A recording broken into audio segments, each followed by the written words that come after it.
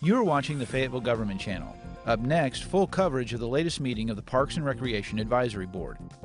The Parks and Recreation Advisory Board is composed of citizen volunteers and meets on the first Monday of each month. The board advises the City Council and city staff on issues that affect the city's parks and recreational programs. And now, the Parks and Recreation Advisory Board. Well, welcome everybody to the March 4th, 2013 meeting of the Parks and Rec Advisory Board. We've got a pretty full agenda this evening. Looks like we're going to start with a presentation. Connie or Chase, are you going to do that? Yes. Okay. All right. I'll come around here so we can see on the camera. Well, we have a presentation for Dr. Jim Cherry, who volunteers for us in our youth soccer program, and I had typed up a long page of all his accolades, and then when I was on the way over, it seemed very impersonal, so it sounded like I was reading about someone I didn't know, so I thought I would just get up here and say a few words. Jim first came to us about 3 years ago, I guess, and Tiffany said, I've got this guy, he wants to volunteer to coach, and I said, okay, well, how old's this kid? And she's like, well, he doesn't have any kids, he just wanted to come out and help out. I was like, okay, well, that's neat. She's like, and he's wanting to do an extra practice per week with the kids too, and it's open for everyone. And I was like, okay, that's kind of interesting, okay. And then she said, and he's a retired physician, and he has a national C license from the United States Soccer Federation. I was like, okay, what's the catch here? Am I behind the camera or something? You know, we're usually scraping to get as many people as we can. So he came out, like I said, about 3 years ago, and has been with us ever since. And as I said, he's a retired physician. He does have a national C license. He coaches his team, and then in addition, once per week on Wednesday evenings, he has a session that's just free to anyone in the under 12 girls that want to come out. Most of our coaches don't have national license, so it's really a benefit for the girls in that age group. So we're trying to talk him into maybe just every night of the week having one for different age groups. And he's also volunteered with the state licensing with the E and the D course. He's done the session on care and prevention of injuries as a retired physician, has volunteered there. Also has volunteered with Prairie Grove Soccer to help get their program started there. He started last year, I think, or year before, taking a team down at the end of the season. He organizes this whole thing. He takes a team from our league and takes them to the Coles Cup, which is the biggest state soccer tournament there is for recreational teams. Puts them all together, organizes everything. We help him out with some uniforms. Spends a weekend down in Little Rock with 20 or 30 of these kids, just giving them an experience that they wouldn't have otherwise. And so he's been with us for quite a while, and this year we nominated him for the Arkansas State Soccer Volunteer of the Year Award, and he received that award. So you can come on up and show everybody your award.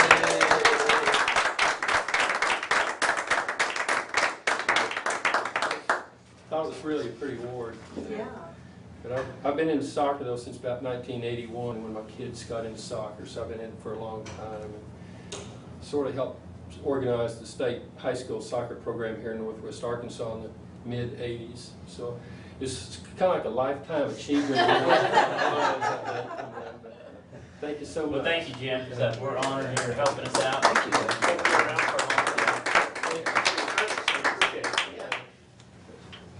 Thank you so much. We had to brag on him. Yeah. It touches the lives of a lot of kids, and You're not planning on moving anytime soon, right? No. Okay. We signed him to a 5-year deal. Excellent. Okay.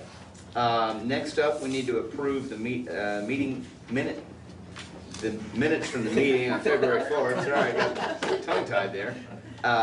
And since I was not here, I'm going to defer to you guys. Does anybody have any changes, additions, deletions, anything that we need to update Melanie on from the minutes? They look good to me. I move we approve. Second. I have a motion and a second to approve the minutes from February 4th, 2013. All those in favor say aye. Aye. All those opposed say no. All right, they're approved. Okay, next up, we have a tabled event from our February 4th meeting. Looks like this is an ordinance Connie, is that the, This is our annual report. oh, this is, okay, sorry, this is the tabled report, so we need to approve the report this evening. Yes. Did anybody have anything that they needed to change or add or modify in any way to the report? I don't think, I think it's just tabled because we're supposed to, right? Yeah. Okay. I think it's just a matter of. So all I need is a motion and a second So to moved. approve. Okay, Philip has motioned. Second. And John, we have a second. All those in favor say aye. Aye. All those opposed say no. Okay, we've approved the report. Thank you. We're flying. Number 4, do we have an Eagle Scout presentation? Maybe not here yet? Not here. Move on to the next? Okay. And the rugby presentation is going to be next time. Looks like we have guests to talk about the Spiral Wetland Project. Robert Ginsberg. Robert, if you would like to pop up, looks like you've got a PowerPoint. Well, thank you all for inviting me here.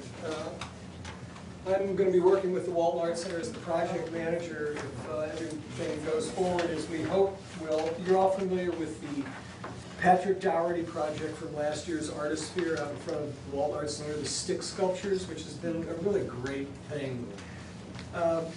This project is this year's Artisphere art installation that we're hoping to do. And really briefly, the whole concept of Artisphere is to show the connection between art, nature, and sustainability. So it's a 2-month project. There's concerts, symphony concerts, poets, artist presentations, gallery shows. But we'd like to do an art installation that has nothing to do with art on a pedestal or art on the wall. This sort of new, not that new, concept of art and how it is part of and interacts with nature. So this is literally a floating garden project, and they're interconnected sections of this material, which I'll show you. It's called B-mat, and it's very durable. It doesn't break down. And so there'll be sections. The biggest sections will be 4 by 8, and those will be the ones closest to the shore near the dam. And they would come out into the lake and eventually become 4 by 4 sections and then 3 by 3. The plants that are going to be put in this are actually quite beneficial in as much as they help reduce algae, they purify the water, they're water plants. We're thinking about using a native species, which is a type of a rush. And they would be, the plants would be on site there by the boat dock. In fact, we'd stage everything from there. We would literally put the plants, wrap it in this material, stick it in these little planters, and they drop right in here. And then the sections would be anchored to the bottom of the lake with a cable or we not quite sure. We might use polypropylene rope and cinder blocks. So, in the way of just a little bit of background, the design is really a classic. The design comes from Robert Smithson's 1970 project. This was a huge, one of these sort of like, what was his name? Christo, who used to drape the islands in fabric. This was a huge project that Robert Smithson did in 1970 on the Great Salt Lake, where he bulldozed all this rubble, and you see the scale because there's people out there. And the woman who is doing this is this is really an homage to his design. It's taken directly from it. However, this was just sort of I mean, it didn't interact other than the fact that this jutted out into the Salt Lake. Ironically, the year after he built this, there was an unusually high snowfall, and the lake level rose, and you couldn't see this thing for 20 years. But it's visible again. In any case, that's where the design comes from. Stacy Levy is an environmental artist who has a kind of an interesting bio. She studied architecture, she studied forestry, and she studied art. She has installations all over the world. And interestingly, there's a proposal that Matthew Petty that the city here has made that might involve Stacy on yet another project for the city, but not related to this. This is where Stacy lives, and she literally took the bee mat and kind of laid this out last month, I think. She lives up east in the snow, and this would be sort of the design. But there's a certain amount of flexibility as to the needs and the demands of Lake Fayetteville. Some of those having to do with not interfering with the fishing from the dam. Also, we want to allow boat traffic to be unimpaired. Ultimately, I think that there will be a project that the fishermen will love because it's going to enhance the water quality and it's going to provide fish habitat. So in that regard, I think it will be a plus. The scale of it, as you see here, it's about 126 feet long. That's not measuring the actual spiral, which is how far they project out into the lake. And we're hoping to place it pretty much centered on the dam going out into the lake, and maybe 25 to 30 feet off from the dam so that boats still can get in between the dam and the project. They will be interconnected with cable or rope. We're not sure how we're going to do that yet. I've contacted some people that I've worked with in the past who are actually cave divers. So just to have some divers on site for a couple of days to help lay out the pattern on the bottom of the lake, we think would be really helpful, as opposed to trying to pull these bricks from the surface and set them where we want them. We had originally talked about having the grand opening on Mother's Day. Stacy plans to come to town mid-April, and we want to finish up early May. After I talked to Chase and Byron and realized that there was a big event on the 18th of May, the opening of the trail, and a Get Out into the Parks Day, or a national event of some sort. Kids to Parks. What is it called? Kids to Kids Parks. Kids to Parks. So the Parks and Rec is already planning to have kayaking and hiking and biking out there. The Walton Arts Center would like to coincide with that event and have our grand opening of this on that same day. There's some other activities that will be part of Artisphere that we might be able to dovetail into this as well, just to bring more attention to that day out at the park, but they would be one-day installations. There's an artist, musician who's created these boxes that are about this big that have a little solar panel on them, and they're just speaker boxes and they're tuned to a major chord, and he sets 20 of these boxes out in the sun, creates this really lovely tone, and we're hoping maybe he can come out there and set it up for one day. The project itself, this kind of shows you some of the methodology we may use to float this out from the boat dock into the water. Already having the blocks and the buoys set where we would just bring them out and attach them. Let me think what other logistics I wanted to convey to you all. Oh, the Walton Arts Center is going to be responsible for managing the project, buying all the materials. We're going to have 2 guys from the facilities at the Walton Arts Center who will pretty much be on this full-time, as will the artist, for about 20 days. Then we'll have a staff of some volunteers that will help out. But we're hoping that between April 23rd and the second week in May is when the bulk of the work will take place and the project would be set. As far as its longevity, we're thinking a minimum of 6 months and maybe a year or more. It's kind of like the stick sculptures. We're not quite sure how long those are going to last. But I think that some of the protocols as to how we deal with that might be flexible in as much as if we're seeing really great beneficial effects to the lake and everything's holding up and it's not requiring maintenance, I would say longer. If there are things that are becoming problematic after 6 months, we might want to take it down.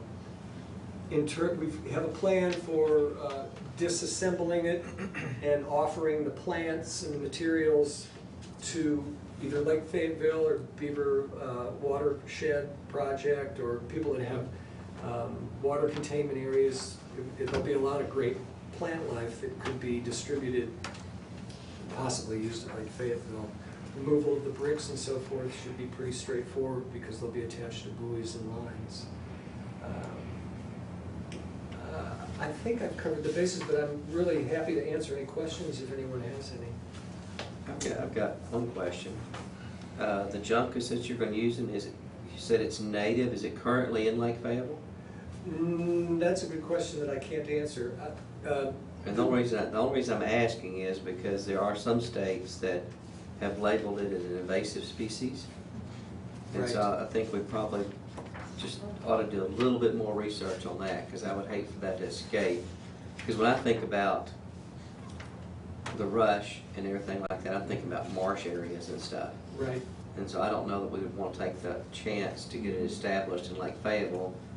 And further disperse it downstream. Yeah, I mean, I'm just saying it out loud. I think you're absolutely I think we right. need to check on that part. And then the other question that I had, just to follow up, if we think that there's, you know, I didn't say this out loud, but herbicide or something available that would take some of that out if it did get loose, that might be an opportunity. And then my other concern was that the anti-goose wire clips. Yes. I talked to Ani, who runs the Lake Fayetteville Science Center, and I really approached her to invite her to have the kids involved in this project. And she immediately informed me, thank goodness, I talked to her. She said, you know, we tried to do a floating garden, it might have been last year or the year before, and she said the geese decimated it in weeks. So with that in mind, we realized that there was no point in trying to do this unless we had some way to keep the geese off of it. And I talked to Stacy about it, the artist, and she did her research, and there's my original vision of this when we started talking about it was some kind of a chicken wire type thing, but the more I've spoken to her, and I haven't seen a product sample of it, my sense of it is it's more like a wire mesh, almost like a wire brush mesh that will absolutely keep the geese away and be permanently attached to the floating rafts. So that would be over the top of it, or that's Yes, under? over the So top. completely over the top of it. And then attached to the bee mat. Question also is, what is the bee mat made out of? Is it? It's a high density foam. I'll let you take it and pass it around if you like. So my question is it a petroleum based material? Good question, and I can't answer that either. Our original plan was to build wooden boxes, put mesh in the bottom of the boxes, fill that with some kind of a soil, and float the boxes with empty Coke bottles. Yeah. Which is kind of a cool idea in terms of the recycling part of it. It was going to prove to be more expensive and problematic to set that up, and then there were some questions about how well it would hold up. So this was the solution that the artist came up with. And your point is, as I've presented this to other people, this has come up again. It's like, how environmentally friendly is this product? Apparently it's used a lot in this application, and it's very stable in terms of it being a petroleum product. And Yeah, there's still boats, traffic with gasoline and oil. Right. And just over, since we're talking 6 months, a year, and maybe longer, and something like that is quite low likelihood of breaking down. Yeah, my concern is less of the breaking down as just the public image of doing a sustainable product. Right. The idea of using recycled products was obviously attractive to me, but the problems involved led us into this direction. In regards to the plants, I will say this, and I apologize for not being able to be definitive because I don't think that the actual decision has been made. Okay. But Stacy's MO in the past has been, one of her first priorities has been responsibility to the environment. So I know that she will be very responsive to your wishes on this in terms of something that's not invasive, something that will have the greatest impact on the water quality and so forth. And I would be more than happy to keep you all in the loop on this as we close in on a real decision. I mean, I think it's a really, really neat project. And I think it'll get a lot of publicity and a lot of, I'm thinking Crystal Bridges, the whole works. I mean, everybody, I think, will enjoy it. We tried to get Crystal Bridges to go along with letting us do a miniaturized version of this up on one of the waterways there. But Stacy is planning on doing a lecture up there, and there's going to be some involvement with Crystal Bridges. But the visibility, I went out there and took some pictures. Most of you are very familiar with the lake. It's going to be an interesting set of different views. From the dam is going to be one view, from the boat dock area will be another view, but I think it'll have a great impact.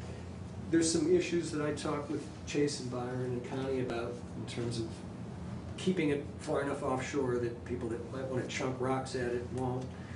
The only entanglement issues I can see would be with fishing lines and so forth, but I'm thinking that that shouldn't be a major issue. Yeah, they're just gonna fish under it. Yeah. I would. For Yeah. good cover. How much are y'all gonna allow it to, because it's in the water, it is gonna move, so how It much is. do you expect it to move from? That'll be directly related to with the lake, how much the lake level changes, and as I research this more, it's not significant, maybe a couple of feet is what I'm thinking. So we want it to be buoyed so that it, you know, it maintains the design, but it allows for the lake to rise and fall. And the lines that attach each individual raft, we're thinking we may cover with like PVC pipe to help give it some rigidity and to protect the lines also, to kind of maintain that. Good. And one of the questions on, you got a maintenance, a weekly boat trip out along the perimeters. Does that fall on you, Byron? I put that in there so I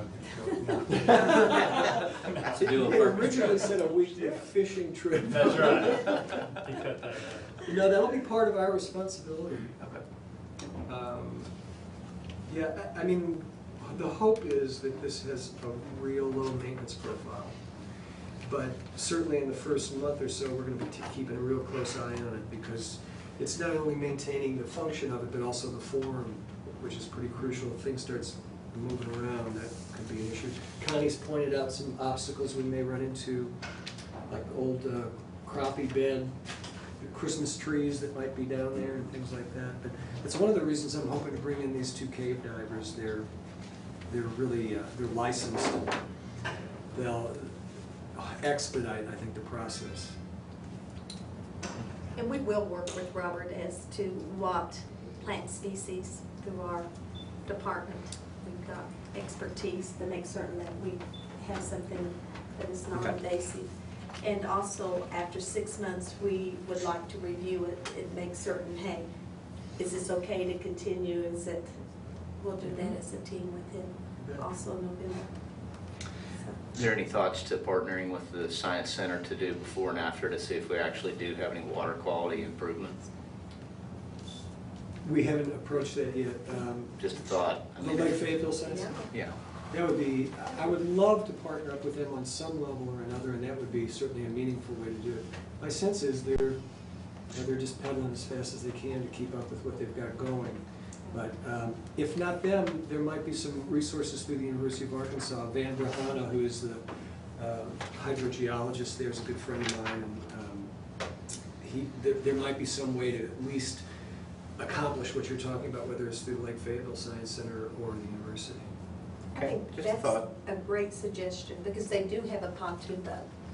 And when they get to the higher levels, the high school kids, they do water quality stuff. So that would be a great opportunity for them to go down and actually look at it. And then, It'd be nice to quantify Yeah. really what the results of this were as Yeah. well. Probably utilizing both sources, university as well. Yep. Universities.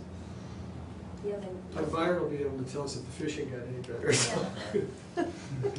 Byron, do you think there'll be any backlash from the folks that use it for fishing, recreation? Do you think they'll have an issue?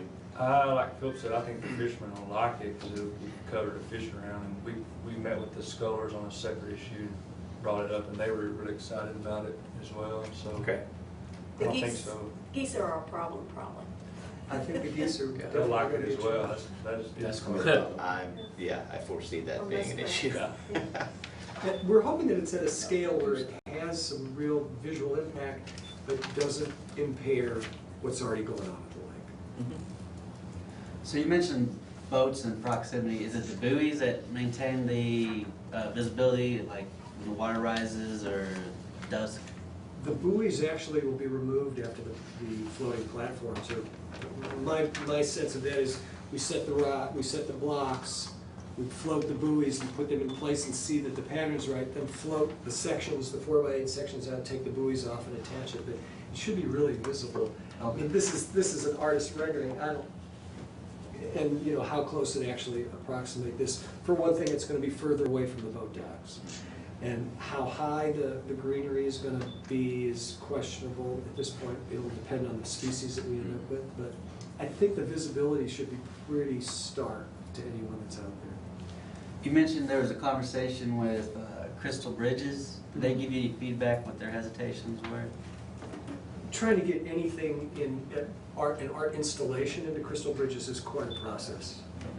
It's really, you know, the grounds people are doing amazing things there, and that place, if you walk around on the trails, looks pretty wild. Every inch of that 100 acres is manicured. A lot of it is manicured to look wild, but so unfortunately, this wouldn't fall into that category. They look at this as an art installation, which brings it to another whole level, and it has to. So. That's what I say about my yard. Manicured to look that way.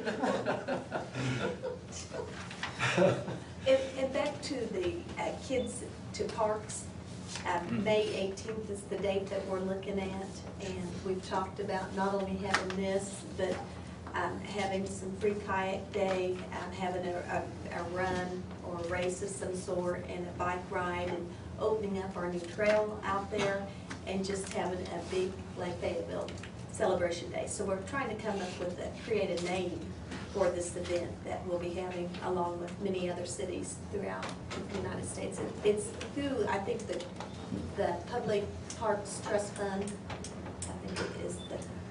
It's a pretty good website on the event, and they show all the places that are going to participate. Yeah, it's interesting. I had mentioned to you guys that there's another, I'm letting the cat out of the bag here a little bit, but another event for Artisphere. They, last year we did the trail, we call it Trail Mix, where we have the bands on the trail out there, and you have to either hike or bike to get to them. And we have these costumed insects all along the trail that were a big hit. They're not coming back, but they're bringing in these dinosaurs that people actually get inside of, and they look real, and they're so cool. But they're going to be gone by the 18th. Oh. So we're hoping to coordinate that with this. We have volunteers right here. Oh, yeah. Are you insinuating that there's some dinosaurs in the Hey, easy. Okay, any other questions for Robert while he's here? Super, well, Robert, thank you. Thank you so Good much. deal. If I can help that. Oh, that's okay. Yeah, thanks again for inviting me. Connie, do we need to officially approve this in any way? That Or would what do we probably need be to good do? if we did. Okay. And do we have a staff recommendation on it? Yes. Staff recommendation is to allow us to have approval of the species of the plants, and then to have a 6-month review of the project to see how long we need to keep it in there. Would it be prudent to table it until we find out about the plans? I don't think so. Just go ahead. I think so, as long as, you know, as long as that's in there, so. Okay. In that case, I guess what we're looking for is a motion. Motion to approve the Artisphere Spiral wetland project. Spiral Wetland Project. Second? Okay, we have a motion and a second. All those in favor say aye. Aye. All those opposed say no. No. Looks like we'll proceed. Okay. Thank you, Robert. Appreciate you. Likewise. Thanks, Robert. Let's see, up next, I think we're going to go back one step and go with the Eagle Scout project. Clayton, you want to come up and talk to us? Yes, sir. Sorry about being late, I couldn't find where this place was. And I'm Horace from the state tournament, Yeah. past 3 games, so I'm recovering from that. But I think you guys are rather familiar with the project in general, because there's 2 other projects that are going to be connected. One is the middle piece of the boardwalk between Ben Hiles Boardwalk and Andrew Henry's Bridge. And Hold me on and- one second, Clayton. Is everybody up to speed on what he's talking about out at Lake Fayetteville? The bridges that the scouts are building? This is part of the other presentation I No? was seeing. Okay. We've had previous presentations about this. This is another section of trail Okay. that they're gonna be building over wet or muddy areas on the trail for us. And there's two, they connect, but it's one long boardwalk that connects with a bridge, and we just split the boardwalk up into two different parts since it was so long. So it's one big project, but just split up into three different people. And the only thing different from me and Ben have pretty much the same project in general, with using telephone poles as the kind of stability, and they're going to be 8 feet apart, with 2 on each side, with 2 feet into the ground. And the basic measurements of the project is going to be from the middle of each telephone pole. It will be 4 feet apart. 8 from the middle of the telephone pole. From the front of it, it'll be 4 feet apart from measuring from the middle of each telephone pole, and from the sides, each telephone pole will be 8 feet apart. And from the ground to the top of the 2x6s up from on the top, it'll be 6 feet. And me and Mr. Barton talked about on what type of wood we thought we should use, because there's going to be a lot of wood in the whole project with the 2 different boardwalks and the bridge. And what we discussed, and I think made our final decision on, is for the top of the boardwalk where the 2x6s will be laying on top. We discussed that being, what was it called?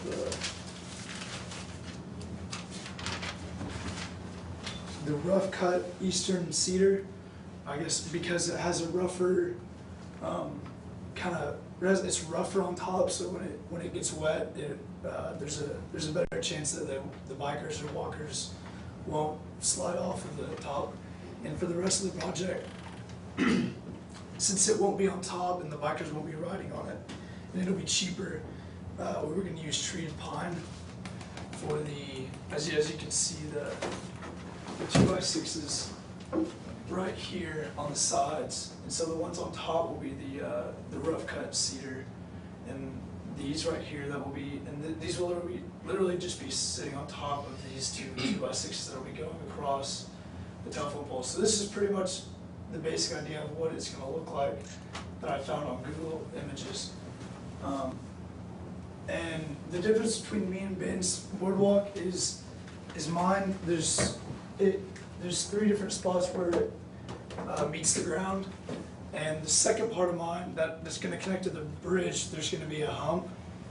And how I'm going to do that is to have telephone poles that are going to be going at different lengths, and just have it kind of slanted towards.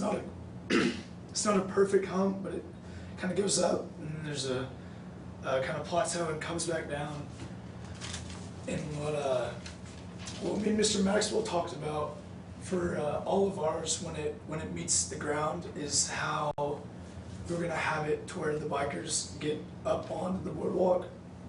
And what we thought would be the best idea is to find rocks that are kind of flat on top and that are thick enough to where we can bury them into the ground, and to where it's not as much as a rough kind of start to get on the boardwalk.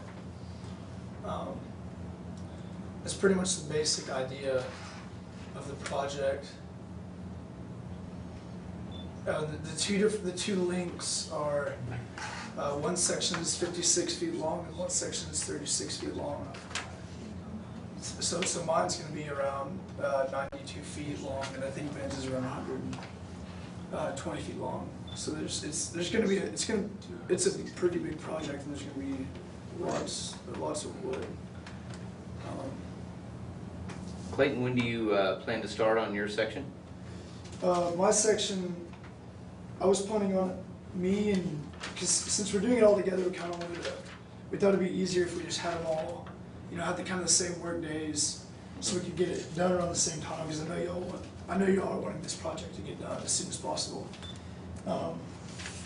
For my project, for my boardwalk to be started, me and Mr. Heil, my scoutmaster, we talked about the first thing is to get the telephone poles on the site.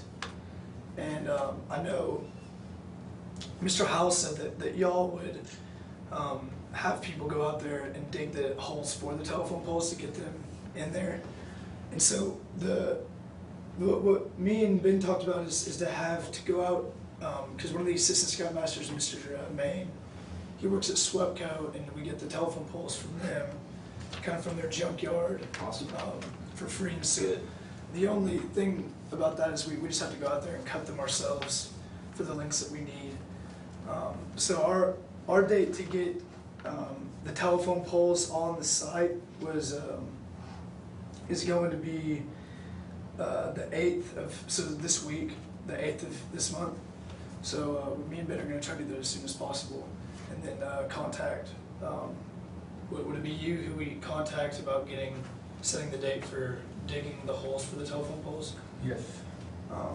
So yes, so the 8th is when we were planning on getting the telephone poles on site and marking where each telephone pole will go, so they'll have the right measurements and right placements where they need to dig. Okay. So that's when we're planning on getting started with that. Super. And completion date you're thinking about on all this? Completion If date, everything goes perfect, which which it always does. Which is just kind of good because you guys want this done soon, and I have to get this done soon because I turned 18 on May 30th. So it's kind Get of after it. a grind for me too. That's the bonus of the whole Yeah. thing. Yeah. So Still got to get it all approved after that. 18. And Ben turns 18 when? Ben, he's in my grade, but he's skipped a grade, so I think he's still like 16, and Andrew's a grade below me, so I'm really the only one that's in this year. So do your section first. But Yeah. Mr. Howell's pushing them to do it too, so they don't like slack off and not get it done. So, but the Excellent. completion date that we talked about is May 29th. project.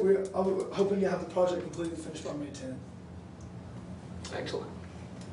Will this complete the whole boardwalk section?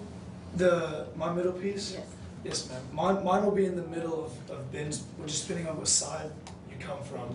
Mine's in the middle between Andrews Bridge and Ben's boardwalk. Yes, ma'am. Great. Is there Any other questions? Okay.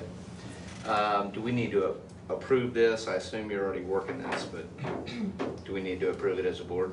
Yes. Okay. Any motions from anybody? Okay. Second. We have a motion and a second to approve Clayton Bell's Eagle Scout project at Lake Fayetteville. All those in favor say aye. Aye. And all those opposed say no. Clayton, good luck getting that done before the 30th. Really appreciate it. Sounds like a pretty big project. Yes, sir. Hopefully. Byron's got some big equipment though. That's right. Yes, sir. Not objecting to the project, but I would have concerns about telephone poles used in a wetland or near water. This is something you guys might want to research. The material that causes it to last forever, if you touch it fresh, I don't know what it does now, but I remember when my dad built a duck blind using fresh phone poles.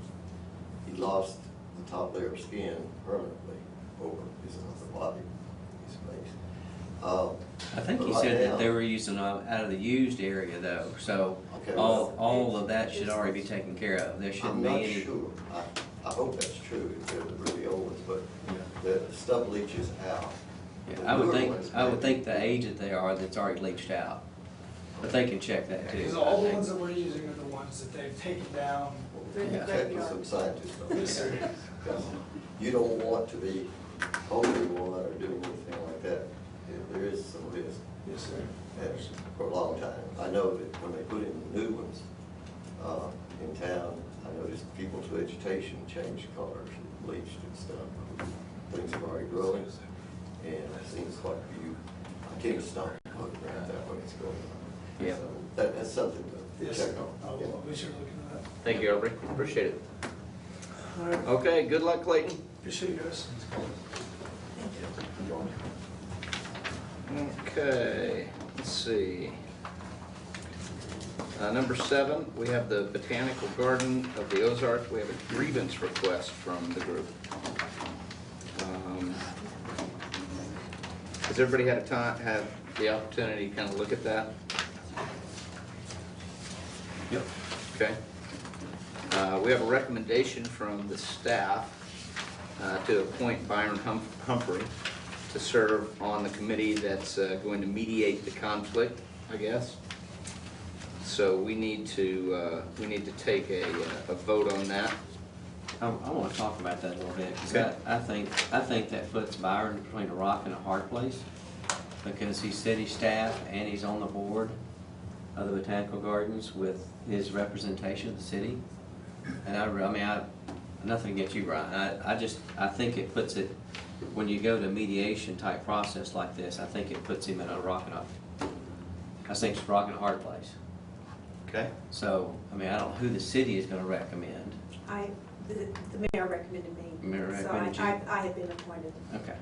So I'm just saying out loud, I think maybe we ought to look for somebody on the Parks and Recreation board to take that spot. One reason why we recommended Byron is that he has worked on this project with us. He has a lot of background. He's been at the meetings and all. And, this is, a grievance that I hope can be readily solved and worked through.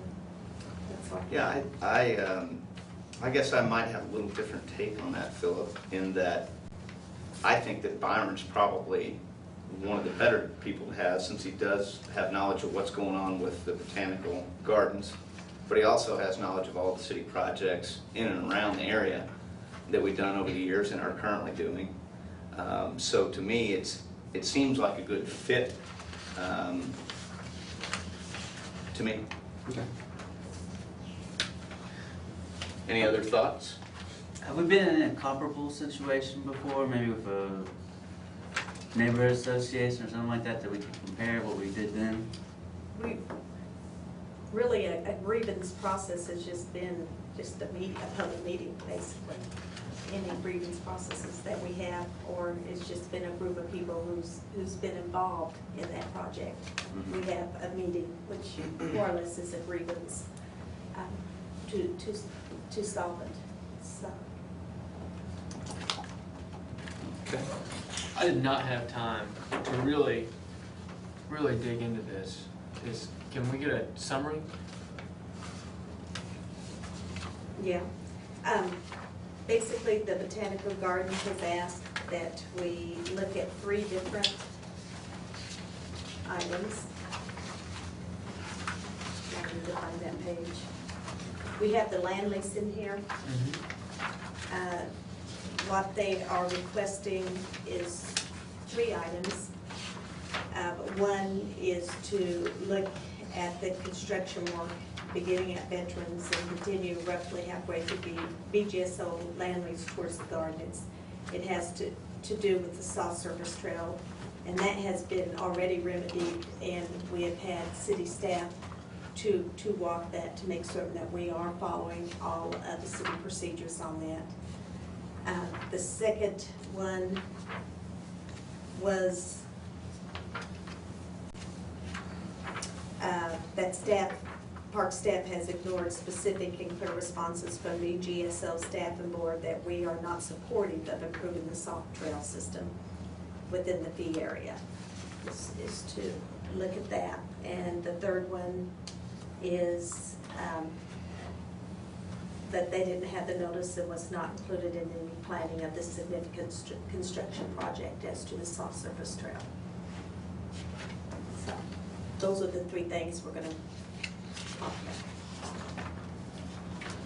about. Okay. And what is this that says BGSO lease edit? What is that one? I think it printed right after what you were reading, the next page there. Oh, lease edits. Yeah. Those are Was the that what they things wanted to change? Those are things within the lease agreement, but that's actually not what the grievance is about. These are things that they would like to have changed within our lease agreement. But the grievance is more or less about the soft surface trail and how that was handled. And the BGSO edits are things that they would like to have changed within the current lease agreement that we've had. Our last one was in 2003. It began in 1997. We had a lease agreement. Okay, so those are two separate things. Those are two separate issues. So do we need to look at those too as well then? Those will come before you when they have made, they have a presentation. What we hope is we need to redo our lease agreement. I think we've all decided that, the Lake Fayetteville has changed a lot since then, and with the Botanical Garden side and also on the park side. Whoever knew that we'd have disc golf and everything going on out there that we do have. So we need to relook at the lease agreement that we have with them, and also at their master plans. They have been for several years revising and redoing some master plans. So we hope to, I think they're almost to the point that they're ready for that master plan to come before y'all. So according to our current lease agreement is what we will go by is the approval of the master plan will have to come before you all. And then approval of the lease agreement will go before you all, and then we'll take it to city council for final approval, both of those. And they probably need to go together because until we know what they're doing, then we can do the lease agreement. So it's kind of on their timetable when they're ready to do so. Was there a previously preset determination as to a timeline as to how, like their revised master plan, was there any determination as to when those were supposed to occur, since it's been such a long period of time since anything's been given to the board or anybody else? Every year there's supposed to be a 5-year plan given to us. They give an annual report. They have not given an annual report yet for 2012, and I expect that to be soon. They should be given an annual report, but there's several things that specify within their lease agreement a 5-year plan, but we have not gave them a date that we must have their master plan. We hope that, once we change the lease agreement, we'll do the master plan at the same time. I think there's certainly agreement in that area. I'm so sorry, I'm always the last one to know anything. Can we talk about what the Botanical Gardens is? Is it a 501c3? Yes. Was it created with city funds? Was the Botanical Gardens created with city funds? Yes, it did have some city funds, about $750,000, I think. Plus the free land. Plus the free land? Yes. Plus. Okay. And there's certain stipulations that the city have put in there. They're to be open on Saturday mornings so that the public can have entry into it. We've had a grant, Arkansas Parks and Tourism grant, that the city, it has to come, the application has to come from a municipality. It can't come from a nonprofit. So we applied for them, and they got about $115,000 from that. So it's been a partnership. Did they operate totally under the revenues of what they made? Of what they made? They don't get any more city funds? No. They do not get an annual operating cost, correct? Sounds like we'll have to talk to them in the near future, but is requesting the 25-year lease term, is that common? When you're looking at big dollars to complete a big project, they needed a long lease agreement on it so that they could get those donations. And really the part of the lease that we're referring to is, I don't see it in here, number 13. It's not printed in my book, but I think it's probably in yours. I don't think it's printed in mine either. Or I did think you- it stopped at 11 or something like that. Hold on. Whose idea was the Botanical Gardens? Was that the city's? No, Was that their creation? No. no, it They was not. they existed and then the city wanted to enhance No, that. they really didn't exist. It was a group of people that got together that wanted to have a botanical gardens at Lake Fayetteville. Okay. And they came to Parks Board and made that request, it ended up at city council, and they did the lease agreement back in 1997. And, you know, things haven't went as fast, I think, as they had hoped, but they've gone through several master planning processes. They first went with a group called Protocol, and now they've changed, and they're with Mesa Ironwork. Is that what one of Robinson calls this? No, Mesa. Mesa? Mesa. We also have a Parks Board member that is on their board on a rotating basis. Michael is on there, and It's me. I wasn't able to make the inaugural one this year, but I'll be the one next weekend.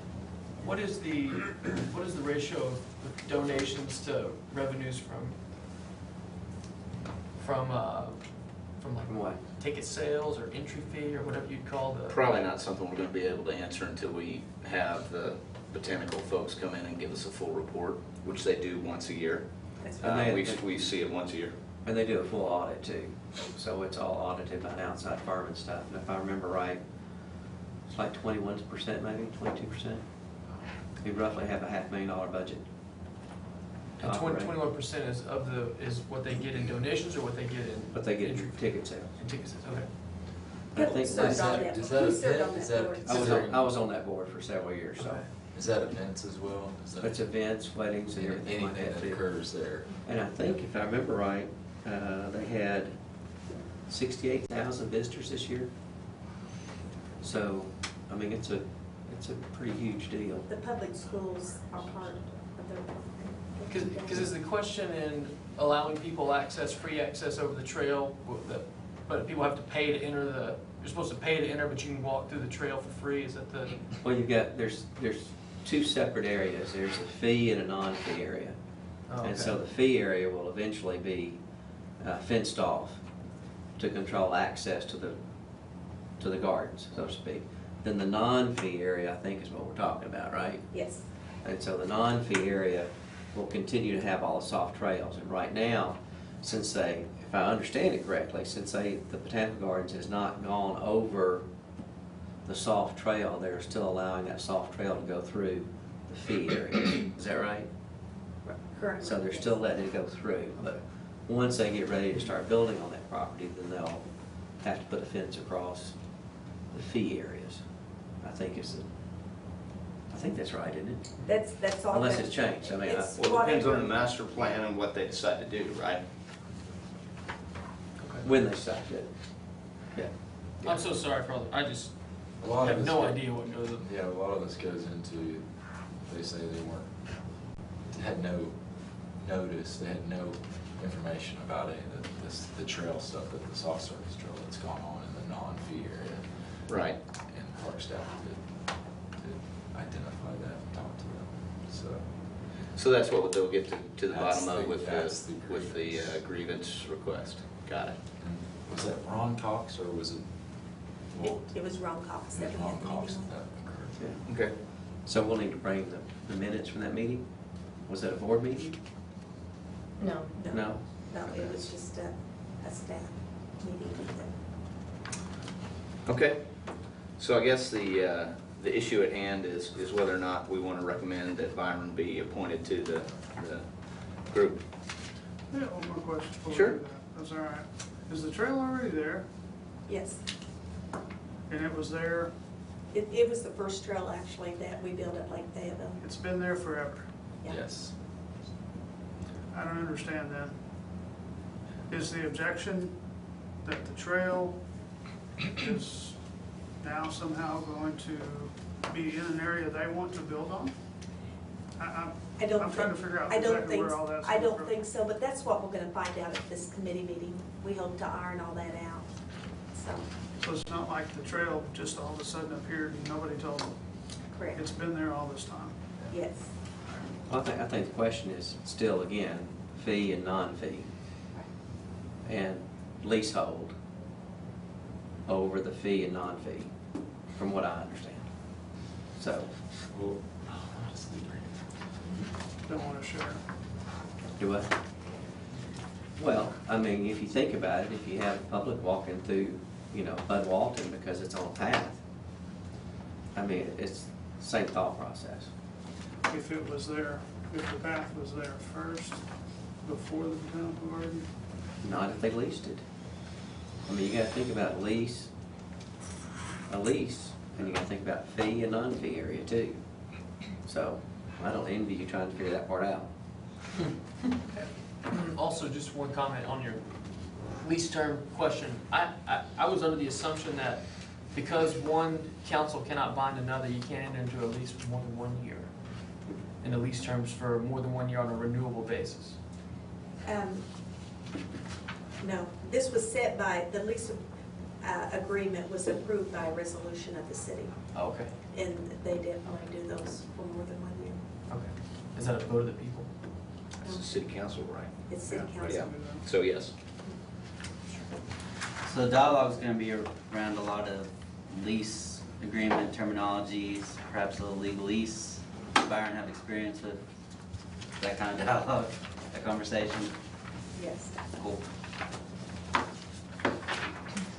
Any other questions? Go ahead. I was gonna make a motion, we approve Byron to the committee, or Rock and a Hard Place Committee. Okay, we have a motion and a second to ask Byron to be our representative in, with the discussion with the Botanical Gardens of the Ozarks. All those in favor say aye. Aye. All those opposed say no. No? Okay, motion passes. All right, let's see. Connie, do you have anything else before we move on to upcoming events? We have girls softball. Did we do that? Oh, yeah. Just wanted you guys to kind of hear it from us as opposed to hearing it through the grapevine. There is another youth softball league that has formed.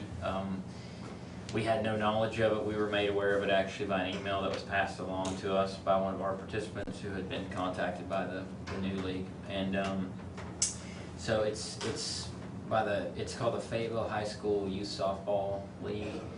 And from what information we've been able to gather, the Fayetteville High Booster Club is putting together this league, and they're offering under 6, under 8, under 10, and under 12 girls fast pitch softball. So certainly a surprise to us. I mean, we cover all those age groups. We've made strides in the last few years to put more of an emphasis on fast pitch. Going to coach pitch a little younger, and even machines a little younger. So we were a bit caught off guard, to say the least. Are they gonna use our fields? No. They'll be using the Fayetteville High School Lady Dog field, and then I guess, I haven't been over to Asbel to see, but I guess the other softball field there has been recently renovated as well. So they plan to use those two facilities to operate their league. Wow. So, and we've been in contact with them and made attempts to set up a meeting, so still kind of hoping to meet and try to figure out. We've reached out before and tried to sort of make contact with them. We have a really healthy relationship with the high school soccer coach who helps us with camps and other activities, and it's certainly a win-win. And we've extended those same offers, but haven't heard anything back for the softball in the past. So. Well, and we run the softball league, right? Yeah, yeah, it's a Parks and Rec league. I mean, it's not been around. another association. No, it's been around for a long time, and we had about 460 girls last year. Ours has been growing. We went from in 2009 having about 340 girls to last year having about 460. So it keeps growing and was doing really well. So we were kind of. This is kind of unusual for the partnerships that we've had throughout the years with the school system. So we'll just. It's interesting. I have to assume that the public schools are supporting this, or they wouldn't be able to use their facilities. Is that correct? I talked to Barry Giphart, who is the athletic director. He said yes, but we had to wait till after Fayetteville won the state tournament. That was hosted here to have a meeting. So hopefully we'll get a meeting this week. Is the plan to see what's going on. That's one thing that we've done with the Fayetteville Boys and Girls Club is to make certain that we do not duplicate efforts for programs that we offer to our community. So kids are trying to decide, okay, am I going to play soccer for the youth center or the Boys and Girls Club or for the Parks and Recreation? And it's been a great thing that we've had in Fayetteville. I've heard of other cities that had that controversy. And what kind of happens is, you know, the games are so social for the kids. Some kids might sign up in one league, their parent not know that there's another league, and then they're wanting to switch, and Right. you know, it just adds some confusion. And it's really added some confusion this year because we were unaware that this was going to happen. So. Chase, any idea on how this is going to adversely affect your numbers and your ability to deliver a quality program? It's difficult to say at this point. So it wouldn't be the first time we've had other sort of organizations try to do the same thing. I think it's just that we've never had one that had the high school name on it and was supported by the high school. So, you know, their league, they're actually capping each one of their divisions at 50 kids. So their max would be 200. So even if they max that, they'd be looking at 200, and then we'd still have, you know, around 200 to 250 playing with us. So it'll be interesting. In the end, if you split it up, I mean, it's kind of the kids who lose because, you know, playing the same team 6 times in one season versus almost all of our leagues had 10 teams last year, so they just played a full schedule playing everybody once, and then we had a tournament at the end. So it's tough to say. I would imagine that it'll pull away some one of the main things we want to do was initially just clear up with our participants that this didn't have anything to do, that this wasn't our league, because it went home in the school backpacks and stuff. So, you know, parents go, oh, the softball forum from last year, yeah, we need to sign up again. They don't think in their head, oh, this isn't the Parks and Rec League or the high school league. So one of the first things we wanted to do initially was just, you know, to clarify with our former participants that this league, we weren't affiliated with this league in any way. So. Do you have any indication why they did this? No, not yet. We hope to clarify some of that in a meeting. So we spoke with the person who was the contact person on all the forums, and she was reluctant to give us much information. She said that we needed to talk with Coach Shirey or with Barry Gephardt. So, and we haven't, you know, yet to get a meeting with them. But I would imagine it's maybe a difference in philosophy in terms that we're looking to serve as many people as possible. I mean, all of our youth programs are very recreational, so you know, we want kids to come in and you know, have a great experience, and we want there to be as many kids as possible. And you know, we're instructing them in the sport, but our goal isn't to fast track kids in any sort of travel environment or high school environment or. You think that's what they're looking for, the traveling team? Don't know for sure, but I know that that's been mentioned in some conversations that, you know, to get the girls, you know, more acclimated to fast pitch at a younger age, I assume for the benefit of the high school team long term.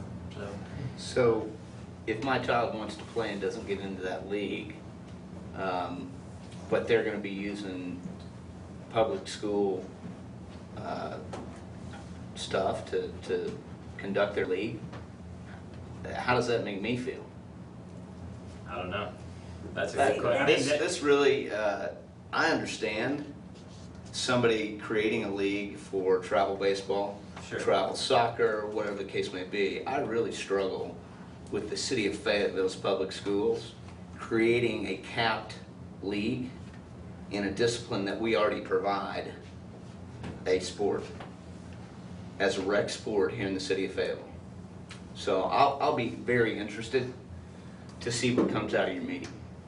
Well, especially to use facilities that taxpayers pay for. You know, if you had a private facility that you were to construct, that's one thing. But then to come back, everybody's paying for that. You know? Okay. And you guys have the meeting set up? We don't have an official. We're hoping to have it this week, so we don't have an official date and time yet. But we'll definitely keep you guys posted on. Okay. Yeah, let me know. Yeah, let us know. Okay. We will. That's unfortunate. Yeah. Okay. Connie, do you have upcoming events? I didn't see it on the PDF that you guys sent out. I don't think we have any between now and March. Chase, you have anything starting? Soccer? No, we're in soccer. We're just hoping it'll stay above freezing for more than a day at a time. So, and then we've got our youth softball and adult softball registration are both ongoing. And our adult volleyball league's got a couple weeks left over at the YRCC, so. Excellent. Actually, we don't have any events until April. Okay. Coming up. Nolan Richardson event went very well. Saw that in the paper. He was very pleased with the portrait, and it's very nice. That's great. We may not have as much to do with it, but I know the first Thursday is something I'm really excited about. I guess it's 2 days from now. Yeah. That's right. So, First for 3 days, yeah. First Thursday will be really big. Great programming, whoever put that together. That's Visitors Bureau and A&P. Byron, I keep telling people that trail's gonna be down at Lake Fayetteville any day. That's right. Everybody's asking about it, so good luck. As soon as it gets warm enough. Hope the weather holds out. We do hope to have a prescribed burn at the Prairie Restoration site next week, hopefully, weather permitting, so. At Lake Fayetteville. Yep. And they're also going, we're not paying for it. Water and Sewer owns the property, and they're paying for the maintenance of the dam, but they're gonna burn the dam, the west side of the dam as well, as part of the vegetation control, so. How about the rest of that area? Yeah, it'd be nice. Around the whole place. Just the prairie area for now, hopefully, yeah. Will that include all your brush piles and stuff that you have? Yes, yeah. Okay, well, if there's anything, you have anything else? I have one question, it's a budget question. We have been putting back close to $500,000 a year from the regional park. Right now, in our bucket, we have $4.5 million saved Are for the we regional gonna park. put that back again this year? We were planning on putting money back again this year? In 2013, we put 500, that's including the $500,000, 563 or 587,000. That is including that, That's what we have budgeted to put back for this year. yes. Okay. But the 4.5 already 4.5 includes includes 2013. that. Okay. We've already counted that in. Okay. And we plan on continuing to do that as, Well, actually, in 2014, we do not have money. You know, when we did the CIP, we did not put money in for the regional park for those. We were gonna work on some complexes, like Lake Fayetteville, money to go. I think 2014 was Lake Fayetteville, and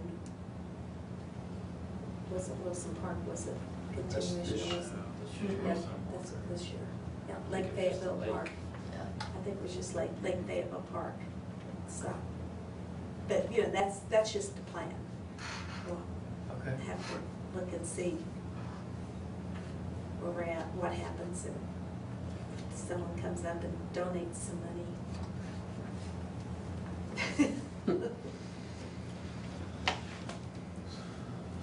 Okay. Well, if there's nothing else, I would move that we adjourn and meet next month. Second. Excellent.